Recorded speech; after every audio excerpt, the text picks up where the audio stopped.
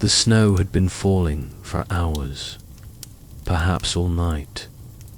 In the small valley village, no footprints marked the streets, no lights moved behind frosted windows. Everything lay suspended in that particular silence that comes just before dawn, when even the restless have finally found sleep. The houses cluster together along narrow pathways, their peaked roofs heavy with fresh accumulation. Smoke rises from a few chimneys thin, silver threads against the deep blue sky marking which homes still hold fires burning low. The world has stopped demanding. The chaos has ended. What remains is only this: stillness, snow, and the gentle permission to rest. You found this place tonight, but before we go further, I want to offer you something. This village, this refuge, these quiet hours, they exist for you whenever the world becomes too loud. By subscribing, you're not just supporting a channel, you're claiming a place that will always be here, a key to a door that never locks. Subscribe now, and you'll never have to search for peace again. It will find you. Now, let the village welcome you. Let the snow cover everything you've been carrying. Let the silence do its work. Come inside. The village appears first as a collection of warm lights against the pre-dawn darkness. Small houses stand close together, their windows glowing amber and gold in the cold air. Snow covers everything: the peaked roofs, the cobblestone pathways, the wooden fences that separate one small garden from another. It falls steadily, silently, each flake descending through the stillness as if it has all the time in the world. The sky above holds that particular shade of deep blue that comes just before sunrise, when darkness hasn't quite surrendered but light has already begun its slow arrival. The snow has been falling for hours, perhaps all night. It's impossible to tell exactly when it started, only that it has transformed everything into something softer, quieter, more gentle than it was before.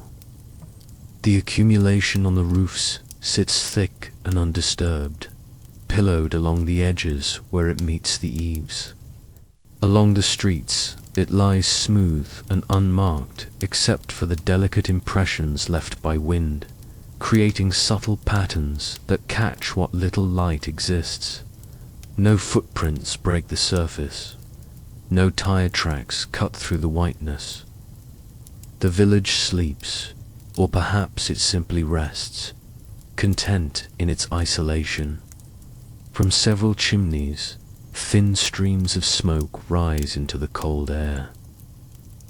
They climb slowly, wavering slightly as they ascend, marking which houses still hold fires burning low in their hearths.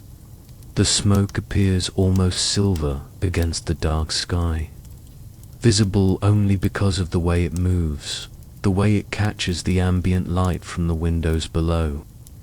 Each stream rises at its own pace, some straight and confident, others meandering as they meet small currents of air.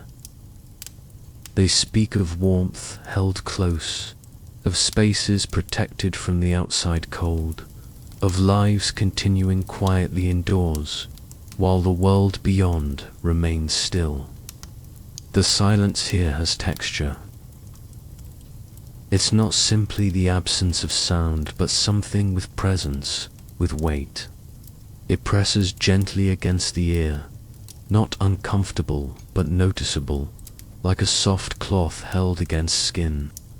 In the pause between one snowflake falling and the next, in the space between one breath and another, the silence makes itself known. It has been building for hours, accumulating along with the snow, deepening as the night progressed toward this moment just before dawn when darkness and light hover in balance. Nothing moves in the streets. No early risers venture out. No cars disturb the fresh snow. No dogs bark from behind closed doors. The village has reached that particular hour when even the most restless sleepers have finally found peace. When the night shift workers have returned home and the morning people haven't yet stirred. It's a sacred time, this moment between when the entire world seems to hold its breath. The houses themselves appear to nestle deeper into the snow as it continues to fall.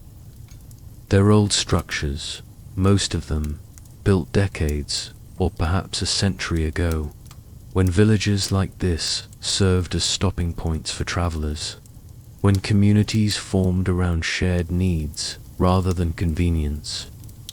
The architecture speaks of another time-peaked roofs designed to shed heavy snow, narrow windows to conserve heat, thick walls built to withstand harsh winters.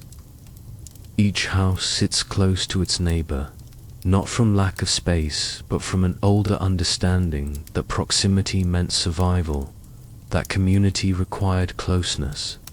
The windows glow with different qualities of light.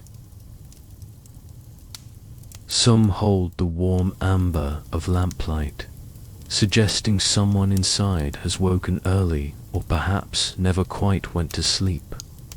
Others show the softer gold of banked fires, the embers glowing steady and low, requiring no attention until morning properly arrives. A few windows remain dark, their occupants deep in rest, trusting the night to hold them safely until dawn. The lights don't flicker or flash.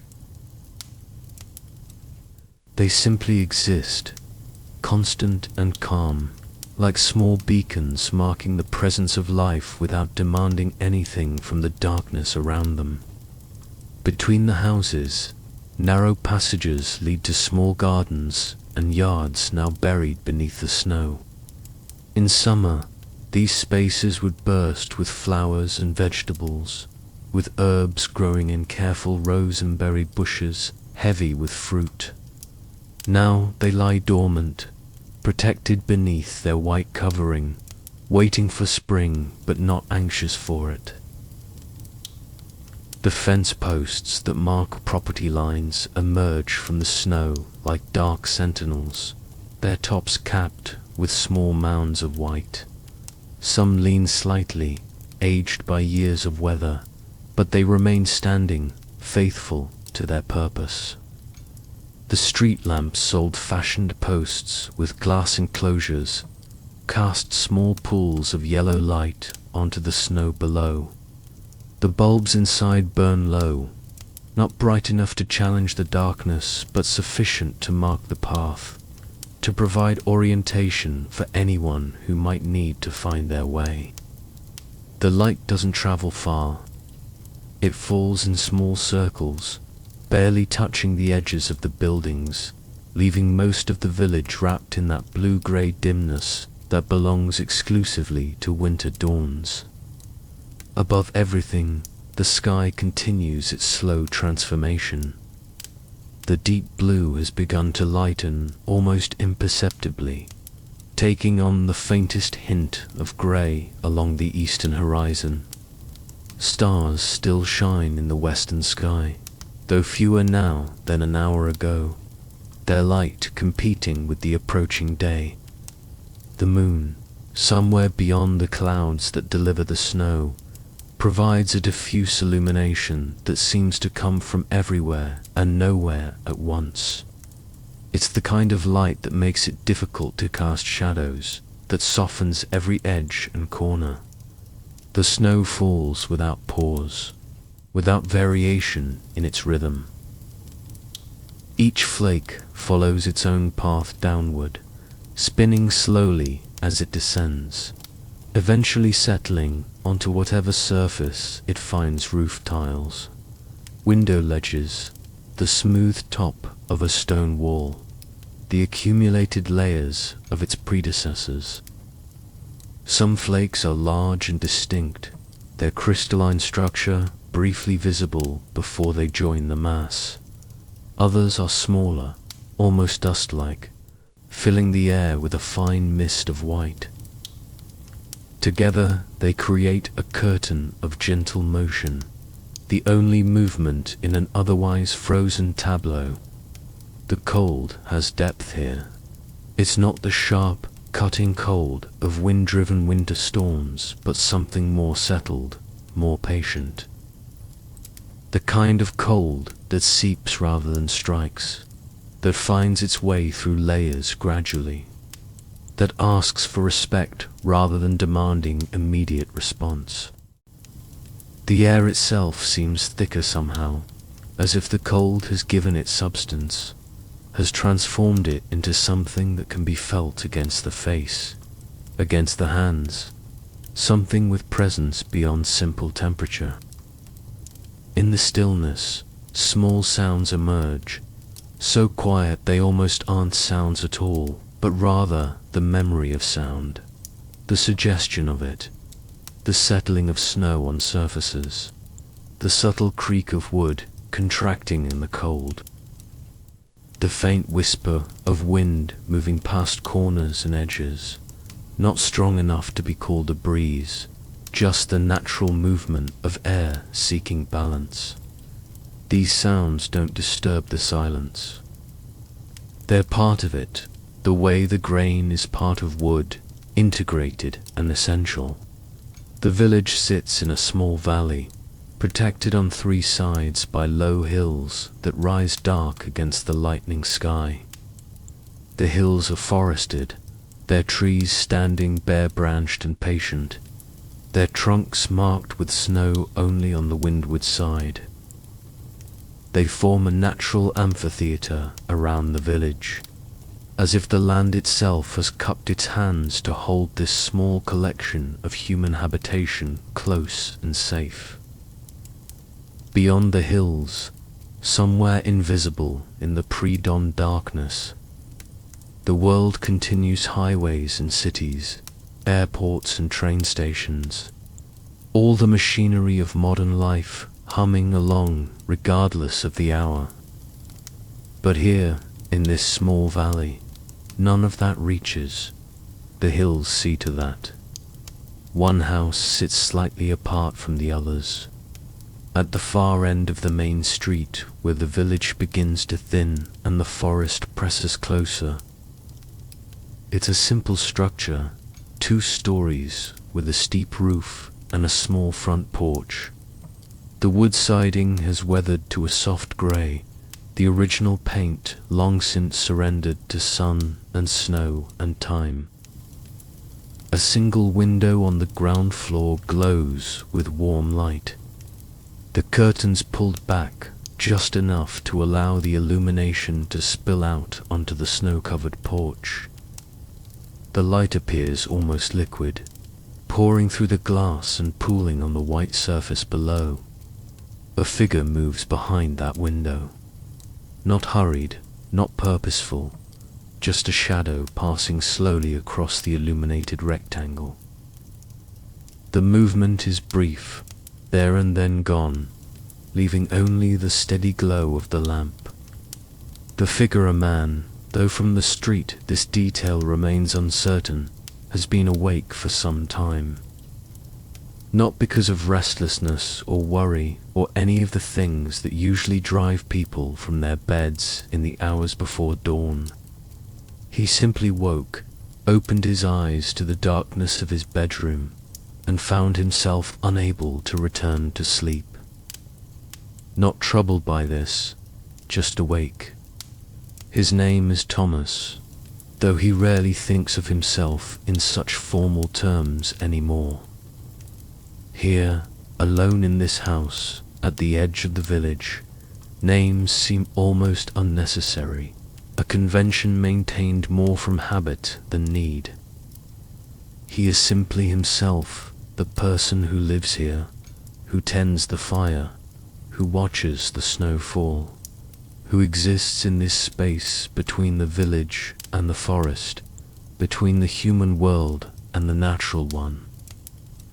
Thomas moved to the window when he first woke, drawn by some instinct to check the night, to see what the darkness held.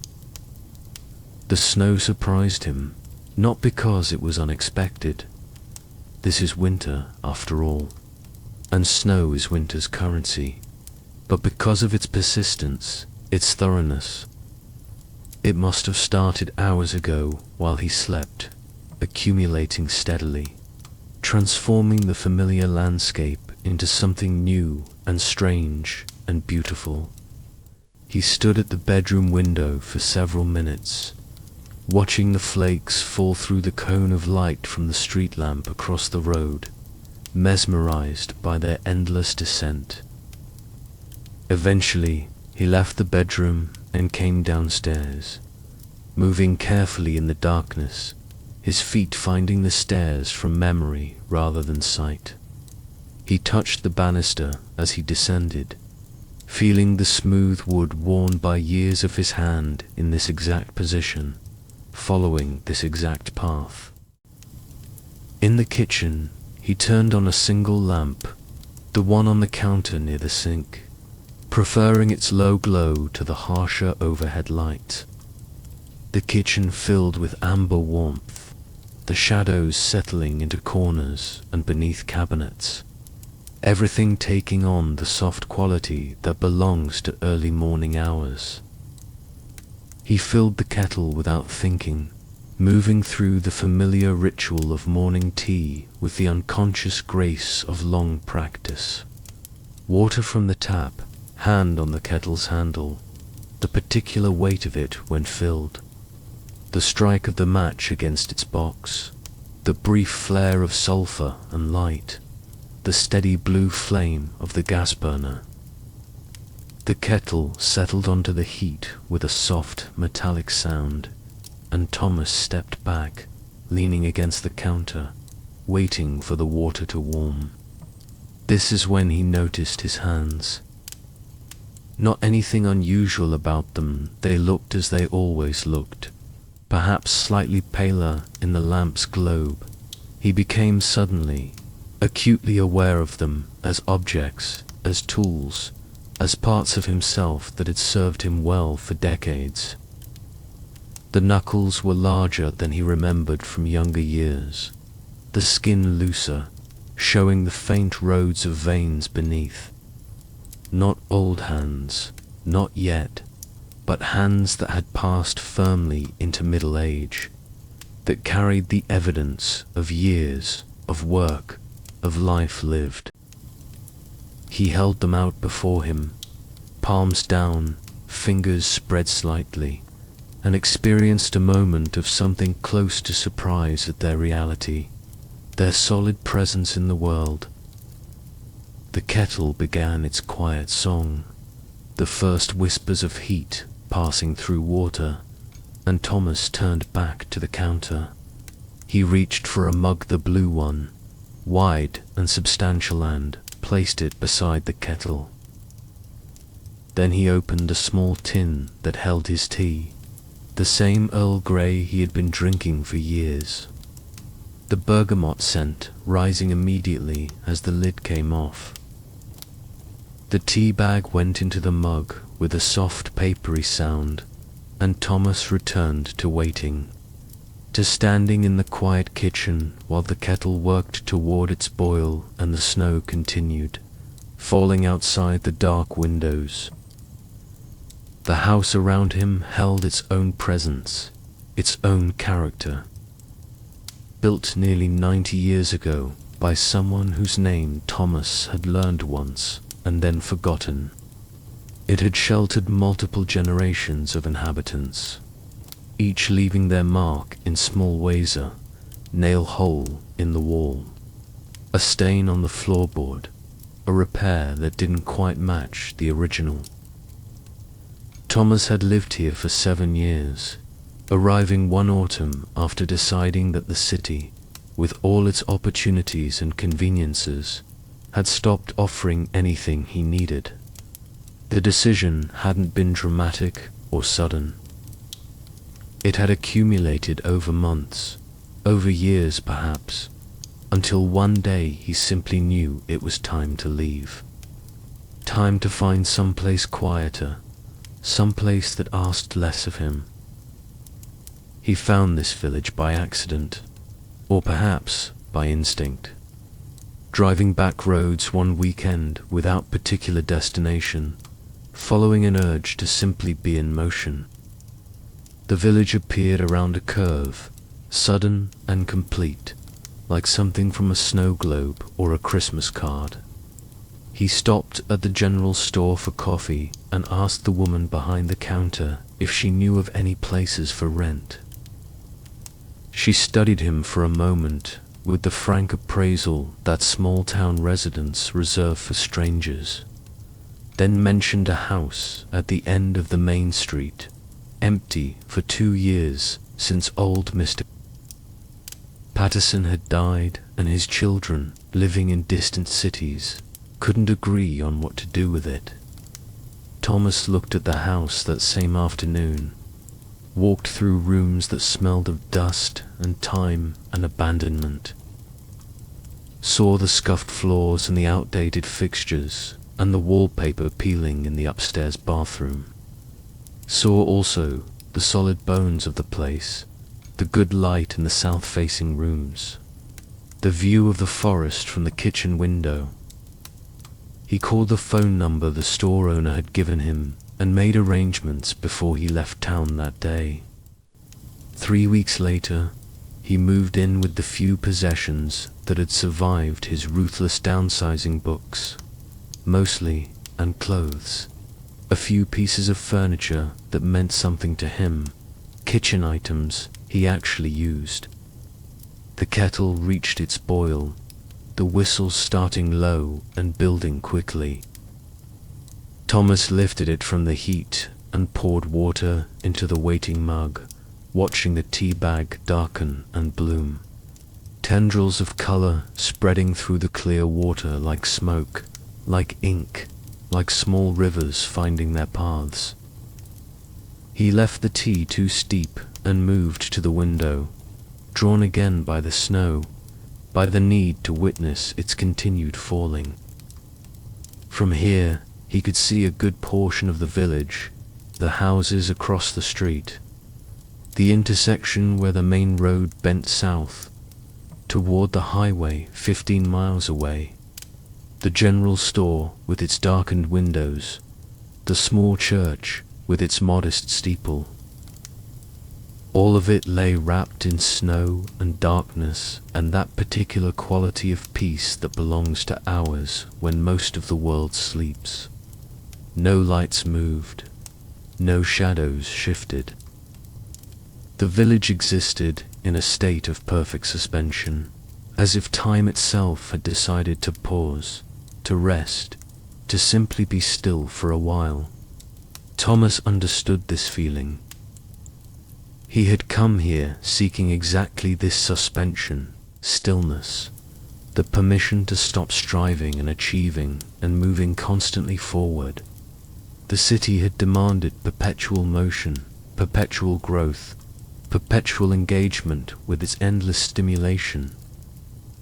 Even rest there came with guilt, with the nagging sense that something productive should be happening, some advancement toward goals he wasn't sure he'd ever actually chosen. Here, in this small house, in this small village, none of that followed him. The days unfolded according to natural rhythms rather than calendars and deadlines. The seasons turned, and he turned with them, planting in spring, tending in summer, harvesting in fall, hunkering down in winter. He had feared, at first, that boredom would devour him, that the silence would become oppressive, the lack of stimulation unbearable. He had spent 38 years immersed in noise and distraction. After all, surely their absence would create a void he couldn't fill. But boredom never came. Instead, something else emerged, something he couldn't quite name but recognized as valuable. A kind of spaciousness inside himself, room to notice small things, the way morning light changed angles through the seasons, the particular sound of rain on different surfaces, the gradual shift of stars across the night sky. Time stretched and deepened, each moment becoming somehow larger, more inhabitable. The tea had steeped enough. Thomas returned to the counter and removed the tea bag, pressing it gently against the side of the mug with a spoon, watching the last drops of dark liquid merge with the rest. He added nothing, no sugar, no milk, preferring the clean, slightly astringent taste of the tea itself. The mug warmed his hands as he lifted it, the heat seeping through the ceramic into his palms, his fingers. He carried it back to the window and stood there, sipping slowly, watching the snow, feeling the warmth spread from his hands through his arms into his core. Outside, the darkness had begun its surrender to dawn. The blue-grey quality of the sky had shifted towards something lighter, though sunrise remained perhaps an hour away. This was the slow period, the gradual transition, when change happened too subtly to mark from one moment to the next, but became undeniable over the span of minutes. Thomas had always loved this time of day, this gentle emergence, this soft negotiation between dark and light. It felt honest somehow, this gradual progression, this refusal to hurry. He thought briefly about the life he'd left behind. The apartment with its view of other apartments, the job that had once engaged him but eventually became simply motion without meaning, the relationships that had seemed important at the time but dissolved easily once distance came between them. None of it had been bad, exactly, just insufficient, like eating the same bland meal every day, nutritionally adequate, but lacking anything that made eating itself worthwhile. He didn't regret any of it. Those years had been necessary, had taught him things, had brought him eventually to the moment when he could recognize what he needed and act on that recognition. The snow showed no sign of stopping. If anything, it seemed to be falling more heavily now, the flakes larger and more numerous, filling the air with white. The accumulation on the porch railing had grown visibly since Thomas first came downstairs, building upward in a soft ridge that would eventually need to be cleared, but not yet. Not for hours, not until the storm finished its work. He liked watching it build, seeing the evidence of time passing in something concrete and visible. In the city, time had seemed abstract, measurable only by clocks and calendars, something that happened to him rather than something he participated in. Here, time showed itself in the snow accumulating, in the wood piles shrinking, in the slow arc of sun across the sky, in the changing shapes of shadows. His thoughts drifted without direction, touching on memories and observations and fragments of dreams half remembered from earlier sleep. He didn't try to organize them or make sense of them or even hold on to them very long. They simply rose and fell like waves, each one arriving, cresting, dissolving into the next. This was something else he'd learned here, the value of undirected thinking, of allowing the mind to move where it wanted without constant intervention, without the need to control or direct or evaluate every thought. The mind, he'd discovered, was quite capable of processing things without conscious effort, of working through problems and sorting through feelings, and making connections when left alone to do its work. The tea had cooled enough to drink more quickly now. Thomas finished the mug in several long swallows, feeling the warmth travel down through his chest, spreading outward. The bergamot flavor lingered pleasantly in his mouth, familiar and comforting. He set the empty mug on the windowsill and crossed his arms, still watching the snow, still anchored by the simple act of observation. A memory surfaced, unexpected but welcome. A winter morning from childhood, waking to find the world transformed by overnight snow. The particular excitement of wondering if school would be cancelled, standing at his bedroom window in pajamas, breath fogging the glass, watching his father shovel the driveway while snow continued falling faster than he could clear it. The memory held no sadness, no longing for lost time, just the simple pleasure of recollection, of recognizing that these images still lived inside him, that they could still be accessed when they chose to appear. Thomas realized he was smiling slightly. Not at anything in particular, just a general sense of contentment, of being exactly where he needed to be, of having found something he hadn't quite known he was looking for. The smile felt effortless, natural, the physical expression of an internal state that needed no conscious maintenance. He let it stay, neither trying to hold it nor worried when it eventually faded back into his normal expression. The village remained still. The snow continued its patient work. Dawn approached with all the urgency of a glacier. Thomas stood at his window and watched it all unfold, or rather, watched it all simply be, happening without requiring anything from him, without asking for his interpretation or his judgment or his response. The world doing its thing, him doing his, both existing in the same space without conflict or need. After a while, 5 minutes, 10, 15, he couldn't say and didn't try to determine, Thomas moved away from the window. His body had begun to feel the stillness, the muscles wanting motion, even small motion. He walked through the downstairs rooms, not really going anywhere, just moving, allowing his legs to stretch, his blood to circulate more vigorously. The floor creaked in familiar places, the old boards settling under his weight, announcing his passage. He trailed his hand along the back of the sofa as he passed, touched the doorframe between the living room and the hallway, straightened a book on the shelf that had been leaning.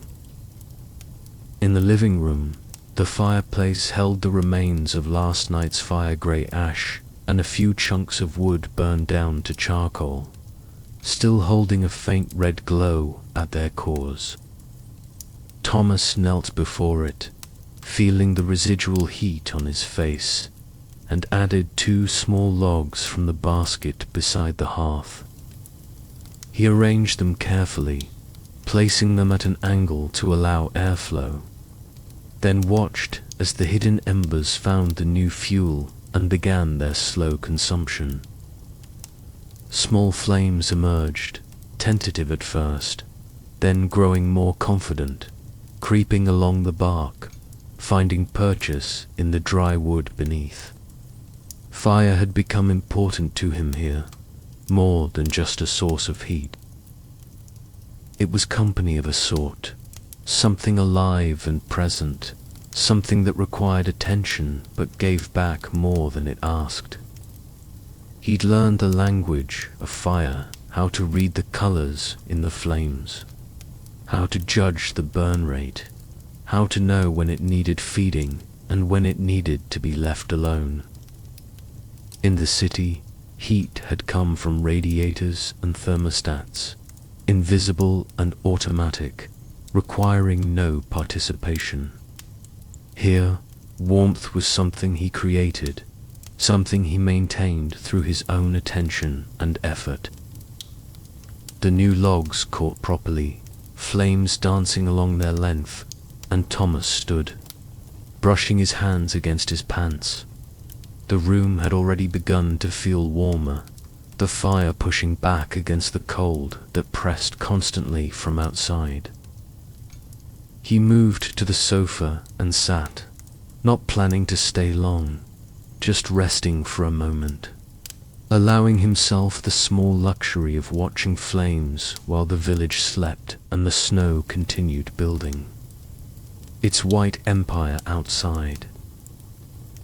From here, he could see both the fireplace and the window, could hold both warmth and cold in his awareness simultaneously.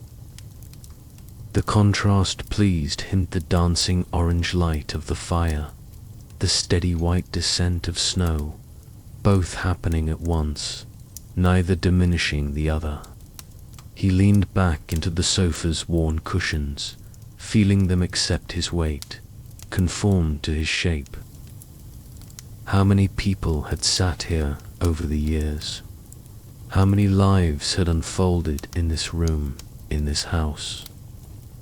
The walls held those stories, Thomas thought, absorbed them somehow, stored them in the grain of the wood and the layers of old paint and the spaces between the studs. He wasn't lonely here. That surprised him sometimes, how completely the absence of loneliness had established itself. He'd expected some struggle with solitude, some difficulty adjusting to the lack of daily human contact. But loneliness required something he didn't feel, a sense that something was missing, that his current state was somehow insufficient or incomplete. Instead, what he felt was fullness, though not the crowded fullness of the city, the overwhelming saturation of stimulation and input and demand.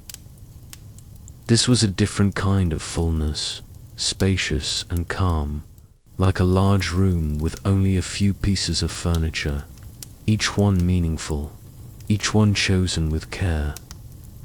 The village provided exactly the right amount of human connection. He knew his neighbors by sight and by name, exchanged greetings when paths crossed at the general store or the post office, had been invited to a few dinners and had reciprocated with invitations of his own. But the relationships remained light, respectful of boundaries, free from the intensity and obligation that had characterized so many of his city friendships. People here understood solitude, valued it even, recognized it as something different from loneliness, something valid and worthwhile in its own right. Thomas closed his eyes, not to sleep but just to rest them, to shift his awareness more fully to sound and sensation. The fire crackled and whispered, the house settled and creaked. His breath moved in and out, steady and automatic. The sofa supported him. The air surrounded him. Everything in its place, everything as it should be. A long moment passed, or perhaps several moments, time loosening its usual structure. When Thomas opened his eyes again, the room looked subtly different, though he couldn't identify exactly what had changed. The light perhaps, or the shadows, or just his perception of them. The fire had consumed more of the logs, reducing them to glowing fragments that pulsed gently with internal heat. Outside, the snow continued, eternal and patient, as if it had been falling forever and would continue falling long after he was gone. He thought about making more tea, but decided against it. The restlessness that had moved him away from the window had settled. replaced by a deep stillness that felt too valuable to disturb. Instead, he simply sat, watching the fire, listening to the house, aware of the snow beyond the walls, content to exist in this small pocket of warmth and light, while darkness and cold held sway outside. The holidays had ended just days ago. The decorations had come down the small tree he'd cut from the forest. The string of white lights he'd hung around the living room window, the wreath on the front door. They'd felt right while they lasted, bringing a sense of celebration and tradition into the house, marking the season's significance. But he'd been equally ready to pack them away when the time came to return the house to its normal state, to let the extraordinary give way again to the ordinary, which here felt anything but ordinary, felt instead like exactly what he needed. The festive season had always been difficult in the city. Too much pressure, too many expectations, too much forced cheer and obligation. Here, it had been different, simpler, quieter, more authentic somehow. He'd attended the Christmas Eve service at the village church, sitting in the back pew, listening to hymns sung by voices that knew these songs deeply, that needed no hymnals to remember the words. He'd shared a meal with the couple next door, eating ham and roasted vegetables and pie made with apples from their own trees. He'd walked through the snowy streets on Christmas morning, seeing the village in its best light, decorated modestly but warmly, each house contributing something: a wreath, a candle in the window, colored lights strung along a porch railing. And now it was over, the decorations packed away, the season shifting from celebration back toward the long quiet of deep winter. Thomas found himself relieved by this return to simplicity, to the unadorned reality of cold and snow and shortened days. The holidays had been good, but this was better. This return to the essential, to life stripped down to what mattered. The fire had burned lower. Thomas added another log, a larger one this time, placing it carefully across the glowing bed of coals. The new wood caught quickly, flames rising with renewed vigor, filling the room with increased light and warmth. He settled back onto the sofa and allowed his thoughts to drift again, moving wherever they wanted, touching on nothing in particular, requiring no destination or conclusion. Somewhere in the village, another person was awake. Thomas couldn't see them, couldn't hear them, but he sensed their presence, somehow another point of consciousness in the darkness, another life unfolding in parallel to his own. Perhaps they too stood at a window watching the snow. Perhaps they too had made tea or coffee, were sitting in their own living room, their own kitchen, experiencing their own version of this strange and beautiful hour before dawn.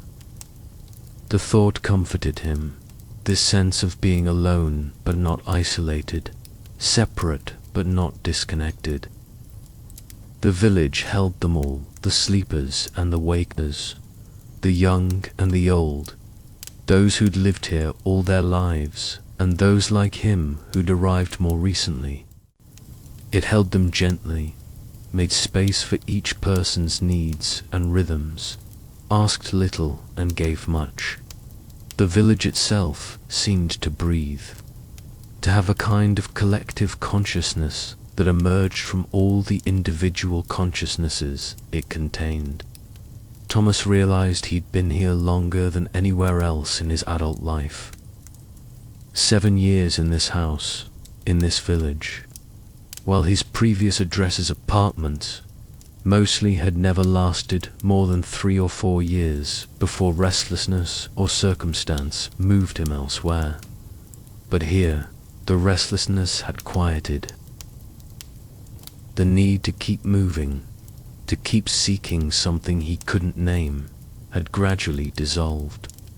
Not because he'd found some final answer or achieved some ultimate goal, but because he'd stopped asking those questions, stopped treating life as a problem requiring solution.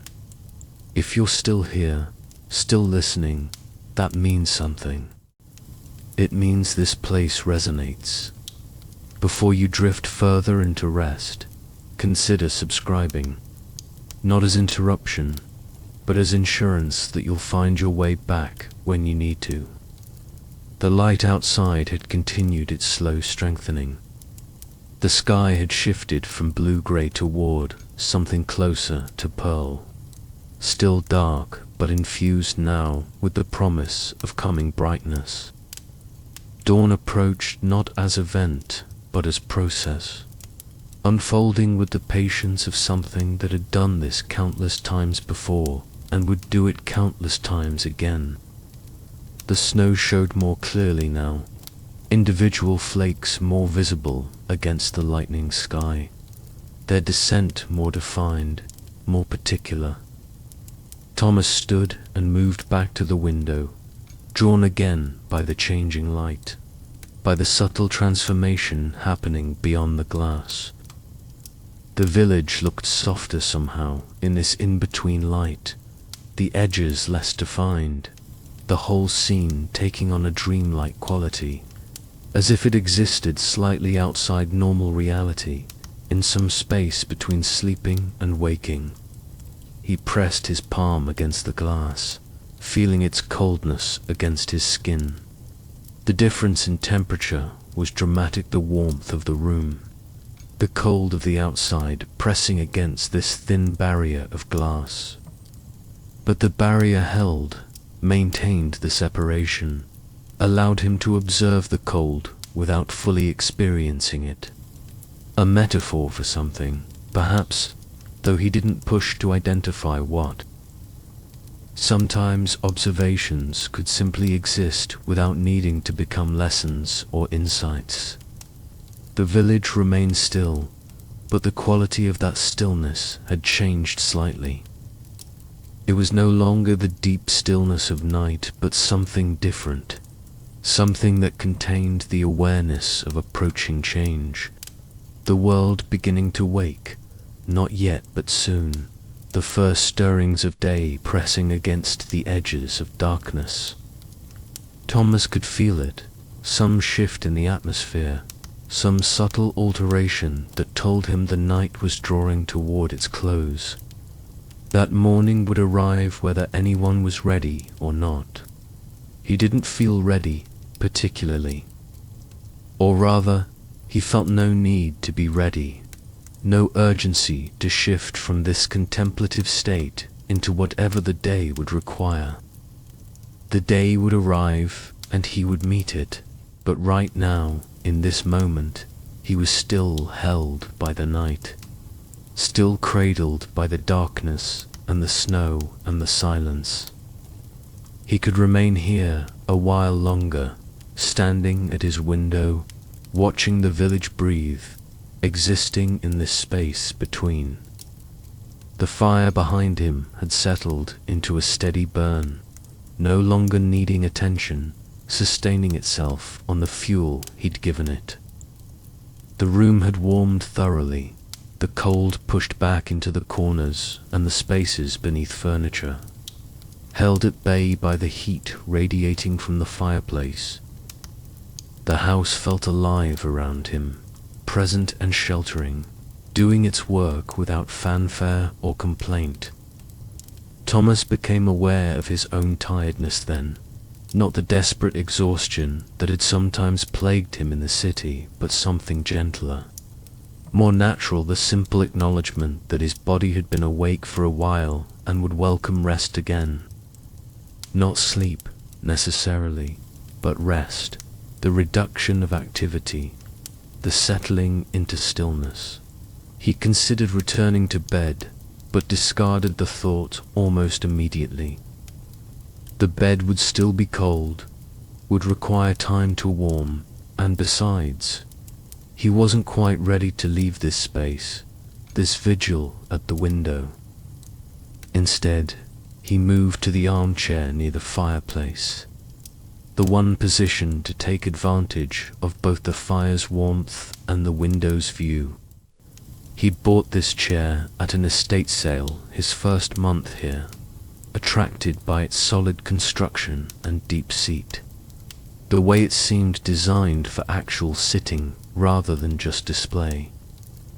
The upholstery had seen better days, the original pattern faded and worn at the arms and headrest, but the chair itself remained sound, comfortable, welcoming. Thomas lowered himself into it, feeling it accept his weight, feeling his body relax into its familiar contours. From here, he could see both the fire and the window, could hold both warmth and snow in his awareness. The contrast pleased him, the way such different elements could coexist, could complement rather than contradict each other. Fire and snow, heat and cold, light and darkness, all part of the same larger whole, all necessary, all contributing something essential. His eyelids grew heavy, not from boredom, but from the deep relaxation that comes from feeling completely safe, completely at peace. He didn't fight it, didn't try to force alertness. Instead, he let his eyes close, let his head rest against the chair's back, let his breathing deepen and slow. The fire crackled, the house settled, the snow fell. Everything continuing, everything in motion, even as he stilled. Time passed. Minutes or hours, Thomas couldn't say and didn't wonder. He floated in that space between waking and sleeping, aware but not thinking, present but not analyzing, simply existing in the moment without need or agenda. The tiredness held him gently, rocked him softly, asked nothing from him. When he opened his eyes, again drawn back to full awareness by what instinct he couldn't identify, the light had changed significantly. Not daylight yet, but close. The sky visible through the window, now more grey than blue. The darkness surrendered almost completely. The snow had finally begun to slow, the flakes fewer now, descending more lazily, as if the storm had exhausted itself, had given all it had to give. Thomas remained still in the chair, not quite ready to move, savouring these last moments of deep quietude before the day properly began. The village would wake soon. Lights would come on in other windows. The village looked softer somehow in this in-between light, the edges less defined, the whole scene taking on a dreamlike quality, as if it existed slightly outside normal reality, in some space between sleeping and waking. He pressed his palm against the glass, feeling its coldness against his skin. The difference in temperature was dramatic, the warmth of the room, the cold of the outside pressing against this thin barrier of glass. But the barrier held, maintained the separation, allowed him to observe the cold without fully experiencing it. A metaphor for something, perhaps, though he didn't push to identify what. Sometimes observations could simply exist without needing to become lessons or insights. The village remained still, but the quality of that stillness had changed slightly. It was no longer the deep stillness of night, but something different, something that contained the awareness of approaching change, the world beginning to wake, not yet but soon, the first stirrings of day pressing against the edges of darkness. Thomas could feel it, some shift in the atmosphere, some subtle alteration that told him the night was drawing toward its close. That morning would arrive whether anyone was ready or not. He didn't feel ready, particularly. Or rather, he felt no need to be ready, no urgency to shift from this contemplative state into whatever the day would require. The day would arrive and he would meet it, but right now, in this moment, he was still held by the night, still cradled by the darkness and the snow and the silence. He could remain here a while longer, standing at his window, watching the village breathe, existing in this space between. The fire behind him had settled into a steady burn, no longer needing attention, sustaining itself on the fuel he'd given it. The room had warmed thoroughly, the cold pushed back into the corners and the spaces beneath furniture, held at bay by the heat radiating from the fireplace. The house felt alive around him, present and sheltering, doing its work without fanfare or complaint. Thomas became aware of his own tiredness then, not the desperate exhaustion that had sometimes plagued him in the city, but something gentler, more natural, the simple acknowledgement that his body had been awake for a while and would welcome rest again. Not sleep, necessarily, but rest, the reduction of activity, the settling into stillness. He considered returning to bed, but discarded the thought almost immediately. The bed would still be cold, would require time to warm, and besides, he wasn't quite ready to leave this space, this vigil at the window. Instead, he moved to the armchair near the fireplace, the one position to take advantage of both the fire's warmth and the window's view.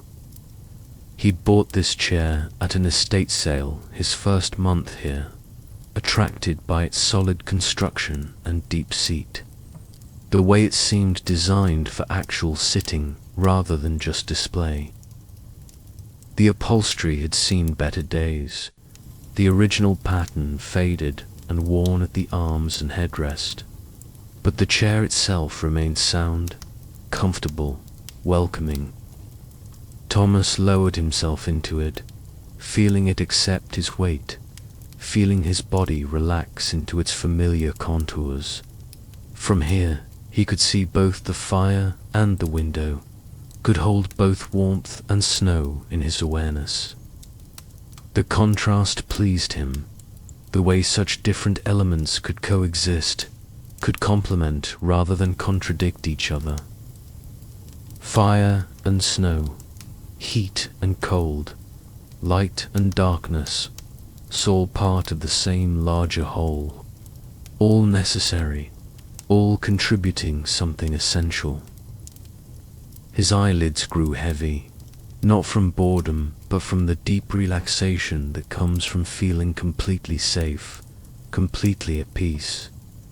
He didn't fight it, didn't try to force alertness. Instead, he let his eyes close, let his head rest against the chair's back, let his breathing deepen and slow. The fire crackled, the house settled, the snow fell. Everything continuing, everything in motion, even as he stilled. Time passed. Minutes or hours, Thomas couldn't say and didn't wonder.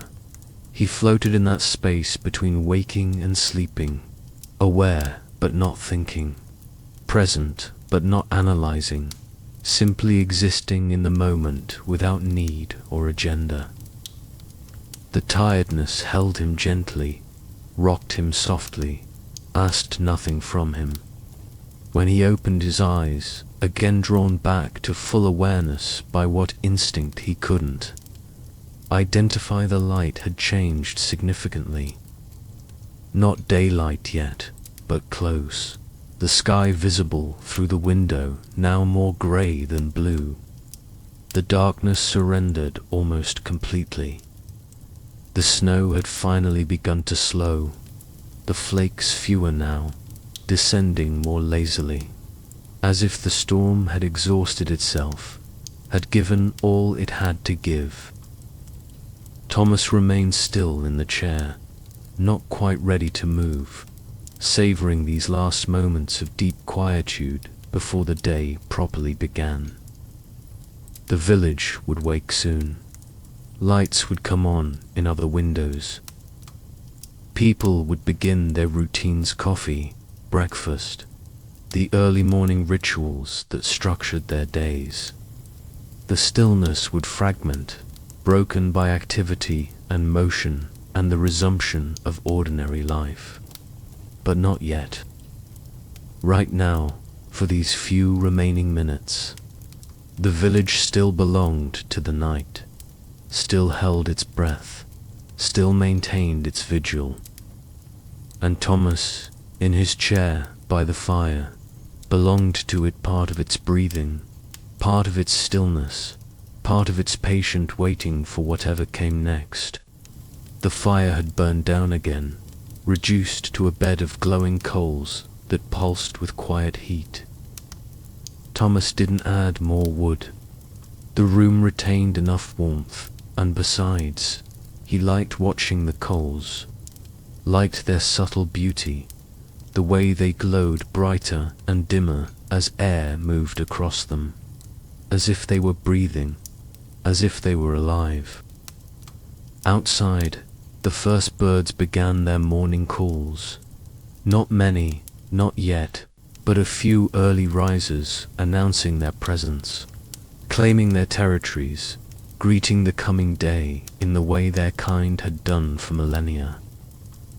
Thomas listened to their songs threading through the silence, simple melodies repeated with small variations, each bird contributing its voice to the growing chorus of morning. The snow had nearly stopped. Just a few flakes still drifted down, the last remnants of the storm, moving almost reluctantly through the air as if they too had become tired, ready for rest. The accumulation lay thick and pristine across the village, covering roofs and streets and gardens with its soft blankets, transforming the familiar into something new, something clean, something that held the possibility of beginning again. Thomas felt something shift inside himself, some small release, some letting go of tension he hadn't realized he'd been holding.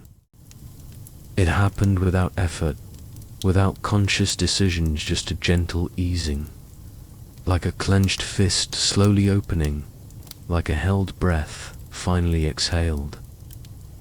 Whatever he'd been holding, whatever weight he'd been carrying, it loosened its grip, allowed itself to be set down, to be left behind. He didn't analyze it, didn't try to understand what had shifted or why. Some things happened below the level of thought, in spaces where language couldn't quite reach, where understanding came through feeling rather than reasoning. He simply noticed the change, acknowledged it, let it be what it was. The village continued its slow awakening. A light came on in the house across the street, visible through a downstairs window. Someone else up early, or perhaps up late, standing in their own kitchen, making their own tea or coffee, beginning or ending their own night vigil. Thomas felt connected to this unknown person, bound by the simple fact of their shared wakefulness, their mutual witness to these quiet hours. The chair held him comfortably, made no demands, asked no questions. The fire warmed him. The approaching dawn pressed gently against the darkness, patient and inevitable. And Thomas, in his house at the edge of the village, in his chair by the window, allowed himself simply to be, not working toward anything, not moving toward any goal, not striving or achieving or becoming, just being, just this, just now. The room grew gradually brighter as dawn approached its moment of arrival. The grey light strengthened, took on warmth, began to show colours that had been hidden in the darkness, the browns and reds of the furniture, the cream of the walls, the varied greys and whites of the snow outside. The world emerging from shadow, revealing itself piece by piece, detail by detail.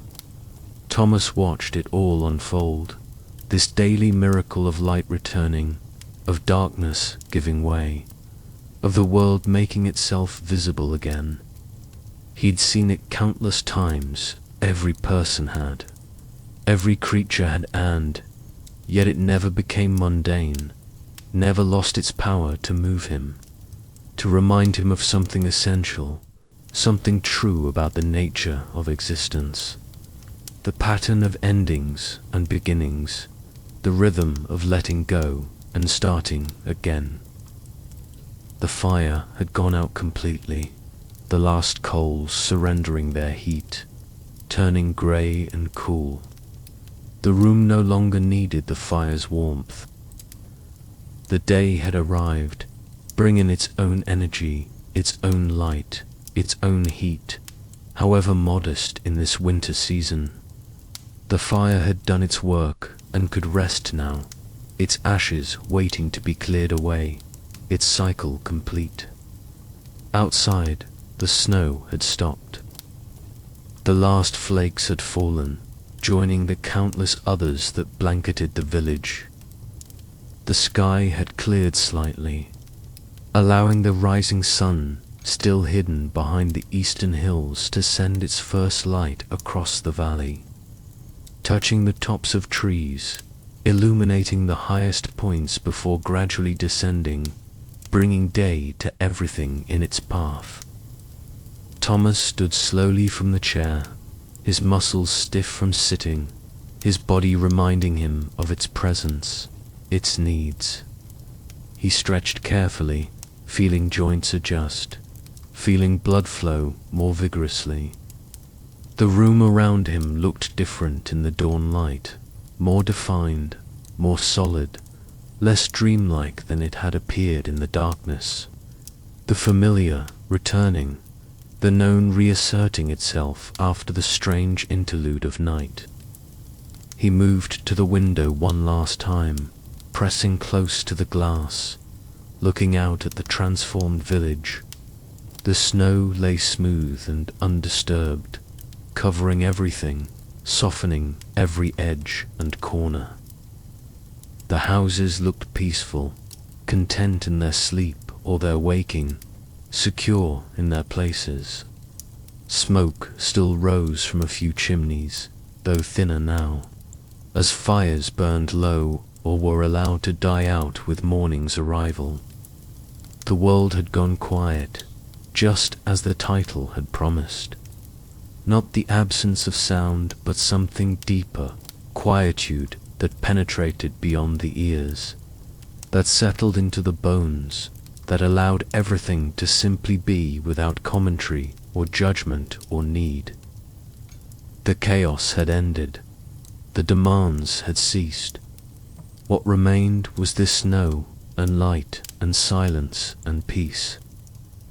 Thomas allowed himself to feel it fully, this deep contentment, this sense of being exactly where he needed to be, of having found something he hadn't known he was searching for. Not happiness, exactly, though happiness was certainly part of it. Something quieter than happiness, more stable, more sustainable, a kind of rightness, a sense to his life, in this moment, in this place, aligned with something fundamental, something true. He didn't know how long this feeling would last. Perhaps just this morning, perhaps longer. It didn't matter. What mattered was that it existed at all, that he could feel it, that he could stand here in the growing light and know, without question or doubt, that he was home. The village breathed around him, holding him gently, asking nothing, giving everything. The snow continued covering the world, patient and thorough, making everything new. And Thomas, standing at his window, watching the day arrive, allowed himself finally to rest not just his body, though that too, but something deeper. The constant vigilance, the perpetual readiness, the sense that he needed to be somewhere else, doing something else, becoming someone else. All of that released its hold. All of that drifted away like the last snowflakes of the storm, settling gently, joining everything that had come before, becoming part of the larger whole. The world had gone quiet, and in that quietness he found exactly what he needed. Nothing more, nothing less. Just this, just now, just peace. The snow lay thick across the sleeping village. The light grew warmer with each passing moment. And somewhere in a small house at the edge of a small valley, a man stood at a window, watching the world wake, feeling his own waking happening inside him, feeling the long night finally releasing its hold. Ready now, ready at last. For whatever comes, for whatever is, for this day and all the days to follow, wrapped in quietness, held by peace, home. The sun crested the eastern hills, sending its first direct rays across the valley, touching the village, illuminating the snow, making everything glow with soft gold light. A new day had begun, and Thomas, standing at his window, watching the light spread across the world, felt ready to meet it, not with urgency or ambition or need, but with quiet acceptance, with peace, with the knowledge that he was enough, exactly as he was, exactly where he was. The world outside would continue its turning. The village would wake fully and resume its rhythms. Life would go on, as it always did, bringing its mixture of challenge and ease, difficulty and joy. But underneath it all, beneath the surface of events and activities and the endless progression of days, something fundamental had settled. Something true, something lasting. The world had finally gone quiet, and in that quietness, everything necessary could be found, everything essential, everything real. Thomas took a deep breath, feeling it fill his lungs, feeling his chest expand, feeling the life moving through him. Then he released it slowly, letting it go, letting everything go. The snow continued covering the valley. The light continued spreading. The day continued arriving. And Thomas, in his house at the edge of the village, in his quiet room with its dying fire and its view of the transformed world, simply stood and watched and breathed and was, perfect in his imperfection, complete in his incompleteness, home at last in the only place that mattered, here, now, this moment, this breath, this peace. The snow falls still, somewhere in the distance, in places not yet touched by morning, and the village rests, peaceful and secure, wrapped in white, held gently by the hills, breathing softly in the early light. Everything exactly as it should be, everything exactly as it is, nothing needing change, nothing requiring more. Just this quiet morning, just this gentle light, just this deep, abiding peace that asks nothing and gives everything and remains constant and true beneath all the noise and chaos of the world. The world has gone quiet, and in that quietness, Thomas has found what he didn't know he was seeking. What we all seek, perhaps, in our own ways, through our own journeys. The permission to rest, the courage to be still, the wisdom to know that sometimes the most profound thing we can do is simply stop.